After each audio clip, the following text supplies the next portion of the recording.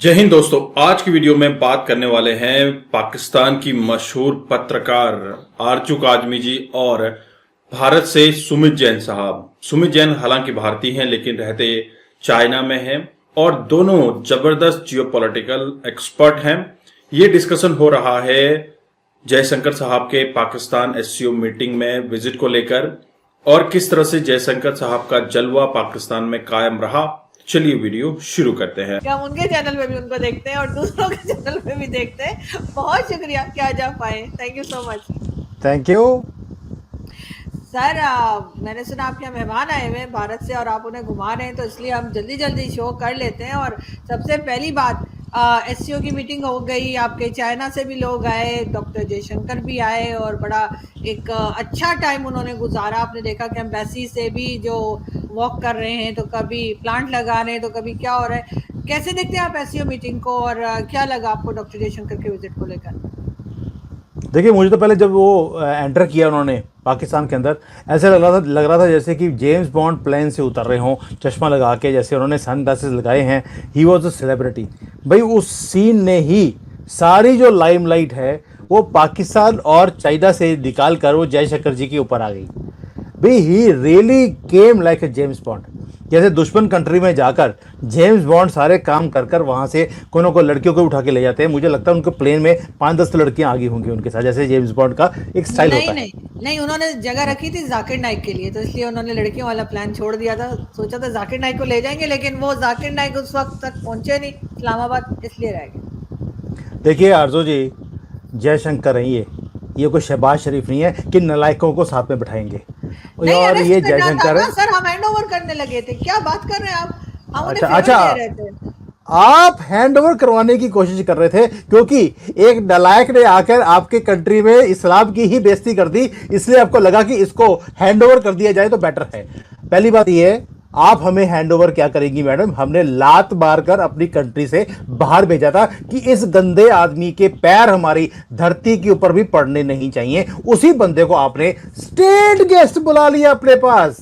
देखिए, यही होता है, नलायकों की यही खासियत होती है। नलायकों के दोस्त भी नलायक ही होते हैं और जो इंटेलिजेंट होते हैं उनके दोस्त भी इंटेलिजेंट होते हैं। इसलिए जयशंकर जी ने वहां पर आकर जो आपकी वाट लगाई है, भाई मजा आ गया। अब वाट तो लगाई कैसे थी कि पहले तो वाट लगाई मोदी जी ने। अब आप बोलेंगे मोदी जी तो आए ही नहीं, तो वाट कैसे लगी? और भाई वो नहीं आए हैं इसीलिए वाट लगी है, क्योंकि उन्होंने बोला कि मेरे पैर के नीचे जो धूल है ना वो कहीं गंदी ना हो जाए, मैं पाकिस्तान में आऊंगा ही नहीं। उसके बाद उन्होंने बोले जयशंकर यार तू जाया, कोई बात नहीं, 1-2 दिन के लिए जो थूक पेशाब वाला खाना खिलाएंगे तू मत खाना, मैं तेरा पैक करके टिफिन। मैं ठीक नहीं हुआ है सर, प्लीज बी सीरियस। हाँ, मैं सीरियसली, ऐसा कुछ नहीं हुआ। मोदी जी पहले आ चुके और वो धूल मट्टी उनके पाँव में लग चुकी है और ऐसा कुछ गंदा यहाँ पे नहीं है। इतना उन्होंने वो जब यहाँ से निकले थे पाकिस्तान से, जब वो चूड़ियाँ और वो साड़ियाँ देने गए थे ना आपके आर्मी चीफ को, उस वाली बात कर रही हैं। उसके बाद जूते वो वहीं पर फेंक कर गए थे। पता नहीं किसके मार के गए हैं, मुझे नहीं पता, लेकिन जूते वापस जब वापस आए हैं वो सेम जूते नहीं थे जो पाकिस्तान में डाले थे। दूसरी बात, अभी जयशंकर जी ने किया क्या एससीओ मीटिंग में? 2 काम करे। वैसे आपके लिए बड़ी ही खुशखबरी की बात है कि अब आप पाकिस्तान में नहीं रहने वाली कुछ देर के बाद। उसका रीज़न है कि उन्होंने एक तो धरती के ऊपर पैर रखा, एयरफोर्स के प्लेन में आए थे। वो नॉर्मल प्लेन में जाते हैं लेकिन इस बार एयरफोर्स के प्लेन में आए हैं आपकी कंट्री में, और आपकी एयर स्पेस ने उनको अलाउ भी किया है हमारे एयरफोर्स के प्लेन को जाने के लिए, पहली बात।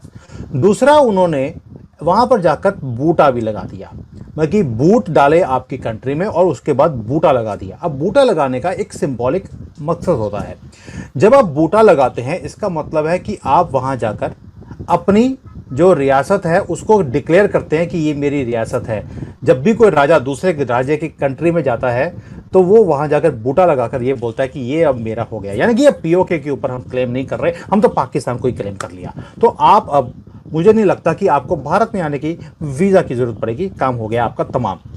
दूसरा, एससीओ की मीटिंग में एक चीज़ बोली उन्होंने, 3 वर्ड्स बोले वैसे तो, जो चाइनीज़ मीडिया में भी रेजोनेट कर रहे हैं। मुझे चाइनीज़ मीडिया ने बताया है क्योंकि भारत की मीडिया इसको कवर नहीं किया। उन्होंने 3 वर्ड यूज़ किए कि भाई टेररिज्म, एक्सट्रीमिज़म और सेपरेटिज्म। ये जो 3 चीज़ें हैं अगर कोई करता है तो नालायक है। और उसके साथ बैठकर दोस्ती तो हो नहीं सकती, और अगर वो नेबरर है फिर तो बिल्कुल नहीं हो सकती। अब ये तीन चीजें कौन कर रहा है भाई? चाइना तो कर नहीं रहा, बांग्लादेश नहीं कर रहा, म्यांमार नहीं कर रहा, ईरान नहीं कर रहा, अफगानिस्तान नहीं कर रहा, श्रीलंका नहीं कर रहा, एक आप ही तो है मैडम जो ये तीनों चीजें कर रही हैं और बड़े धड़ल्ले से कर रही हैं। तो उन्होंने बोल दिया कि ये तीन चीजें आप, मतलब कि आप समझती है ना कि चलो आप तो एक एजेंट ही लेकिन है, उससे तो ये जो पहले तीन सर मैं चीजें। एक चीज, सर एक मिनट के लिए रोकूंगी आपको। उससे पहले जो आपने क्लेम किया है कि अब पाकिस्तान जो है वो हिंदुस्तान का हिस्सा हो गया क्योंकि यहाँ पे प्लांट लगा दिया गया, बूटा जो लगाया गया है, तो अब मैं तमाम दुनिया से कहूंगी जिसको पाकिस्तान से अपना पैसा वापस लेना है वो जाके भारत से ले, इसलिए कि अब हम भारत का हिस्सा हो गए, जैसा कि सुमित जैन साहब ने क्लेम किया है। तो अब सारा पैसा जाकर भारत से मांगे, IMF भी, वर्ल्ड बैंक भी, सऊदी अरब भी, चाइना भी हमारा पीछा छोड़े। हम्म। तो मैंने अभी मोदी जी से बात करी थी कि मोदी जी आपने बूटा लगा के तो बेवकूफ़ी कर ली, अब क्या आप इसका फॉर्मूला क्या है? ये तो सारे पैसे आपको देने पड़ेंगे। तो मोदी जी ने मुझे समझाया कि यार तुम भी ना आरजू के साथ लेके, तेरा भी दिमाग है भेजा फ्राई हो गया है। एक्चुअल में हम वहां पर क्या है कि पाकिस्तान के अंदर 370 लगाने वाले हैं, उनको 370 चाहिए, ऑटोनोमस बॉडी 370 लगा देंगे, और जिनको पैसे लेने वो पाकिस्तान से लेते रहे, हम तो जो है उनके सिर्फ दो तीन काम है, फॉरेन पॉलिसी होगी और ये सारे काम ये हम संभालने वाले हैं, बाकी तो इनका स्यापा वो खुद ही करेंगे जैसा कि वो चाहते हैं। तो मैं आपको बता दूं ऑलरेडी मेरी मोदी जी से बड़ी क्लियरली बात हो गई है कि आपके ऊपर 370 लगा के हम आपको ऑटोनोमस, जैसे आप कहते हैं ना वो ये हो गया वो हो गया, हम यूनाइटेड नेशंस में ये कर देंगे वो कर देंगे, वो सारा कुछ हम करवाने वाले हैं आपके साथ। तो ये तो हो गया कि आपके जो मिसाइल हैं, आज ही मुझे एक पाकिस्तान मिला था, कहता जी हम ना पाकिस्तान में बड़ा कुछ यहाँ से चाइना से इंपोर्ट करना चाहते हैं लेकिन हमारे मिसाइल बहुत हैं। आई सेड तुम्हारे पास मिसाइल ही इतने हैं इसलिए तुम्हें कोई इंपोर्ट नहीं करने देता, अगर तुम थोड़े मिसाइलें कम कर दो अपनी तो तुम्हारे जो है सारे से स्यापे ये खत्म हो जाएंगे। तो वो भाग गया उसके बाद जैसे ही मैंने उसको मिसाइलों का नाम लिया। तो अभी जयशंकर जी एससीओ की मीटिंग में आकर देखिए, बहुत ही एक अच्छी मीटिंग शंकर जी ने करी।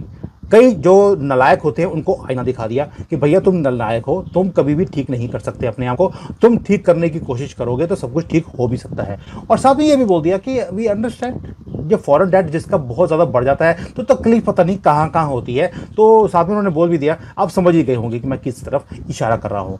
तो मुझे नहीं लगता कि इससे ज़्यादा वो कुछ भी बोल सकते हैं। इवन कि BRI के ऊपर, पाकिस्तान की ज़मीन के ऊपर बैठकर उन्होंने BRI की बात भी करी कि ये एक ब्राइवरी का धंधा है, ये सिर्फ बेवकूफ़ बनाने का धंधा है, हम इसे सपोर्ट नहीं करेंगे किसी भी फॉर्म के अंदर। तो उन्होंने आपका डेट की बात, आपका बूटा लगाने का काम, ऊपर से टेररिज्म, एक्सट्रीमिज्म, सेपरेटिज्म की बात, ऊपर से BRI के साथ साथ चाइना को भी धकेल दिया कि भाई तो तुम जो कर रहे हो वो गलत है।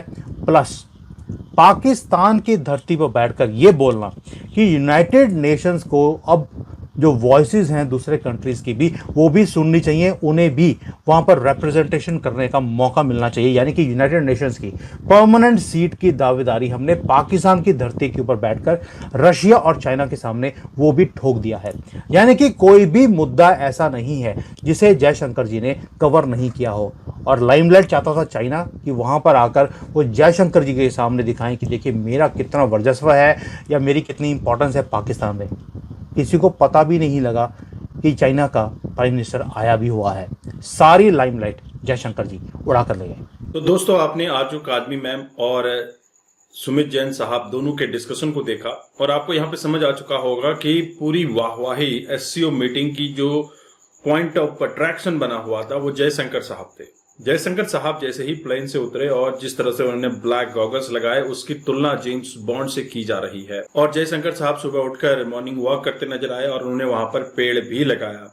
साथ ही साथ जिस तरह से जयशंकर साहब से भी मिलने के लिए शहबाज शरीफ लपक कर हाथ बढ़ा रहे थे लालच भरी निगाहों से, ताकि बायलैटरल रिलेशंस के ऊपर कुछ बात हो जाए, ट्रेड्स के ऊपर बात हो जाए, लेकिन ऐसी बातचीत कुछ नहीं हुई है। एससीओ मीटिंग दुनिया में कहीं पर भी हो जाना पड़ता है, इसलिए पाकिस्तान जयशंकर साहब गए थे पूरे 9 साल के बाद। अब बात आती है जयशंकर साहब ने वहां पर क्या कहा। जयशंकर साहब ने पाकिस्तान को चेताया कि जब तक आतंकवाद बंद नहीं होता आतंकवाद के साथ ट्रेड नहीं हो सकता। इसका सीधा सीधा मतलब है कि जब तक पाकिस्तान आतंकवाद बंद नहीं करता, आतंकवाद से जुड़े हुए मसौदे बंद नहीं होते, ट्रेनिंग कैंप्स बंद नहीं होते, पाकिस्तान से आतंकियों का सफाया नहीं किया जाता, तब तक पाकिस्तान से ट्रेड नहीं होगा। वहीं चाइना को भी उन्होंने कह दिया कि हमें अपने बॉर्डर्स का सम्मान करना चाहिए। हालांकि नाम किसी का नहीं लिया, लेकिन इशारा सारे समझ चुके हैं। दोस्तों, जयशंकर साहब वहां पर अपना जलवा कायम करने के बाद सेफली भारत पहुंच चुके हैं। जयशंकर साहब ने अपनी एक छाप वहां पर छोड़ी है और दुनिया जानती है जयशंकर साहब से ज्यादा तेज तर्रार फॉरेन मिनिस्टर कहीं पर भी नहीं है। और इसी वजह से आज जयशंकर साहब को अगला प्रेसिडेंट भी देखा जा रहा है कि हो सकता है जयशंकर साहब को आने वाले समय में प्रेसिडेंट का पद दिया जाए। दोस्तों, तो देखने वाली बात होगी, लेकिन दुश्मनों की धरती पर जाकर दुश्मनों पे अल्टीमेटम देना ये भारत से कोई सीखे, जयशंकर साहब से कोई सीखे। जिस तरह से लैंड किए दुश्मन की धरती पर और वहां पर उनका जो जलवा कायम रहा देखने लायक था। पूरे पाकिस्तान में लॉकडाउन की सिचुएशन बनी हुई थी, स्कूल्स, कॉलेजेस, ट्रांसपोर्ट पूरा बंद था और जब तक एससीओ मीटिंग नहीं हुई तब तक कोई धमाका भी नहीं हुआ। एससीओ मीटिंग खत्म होते ही धमाके शुरू हो चुके हैं और आपको खबर मिल चुकी होगी कि ईरान और अफगानिस्तान बॉर्डर पे लगभग 260 लोगों को मार दिया गया है। दोस्तों, ये ईरानी फोर्सेस के द्वारा अफगान के ऊपर अटैक हुआ है। आपके क्या विचार हैं जरूर कमेंट कीजिएगा। चैनल पर अगर आप नए हैं चैनल को सब्सक्राइब करें। हम आपको मिलते हैं अगले वीडियो में, तब तक अपना ध्यान रखिए। जय हिंद, जय भारत, जय श्री राम।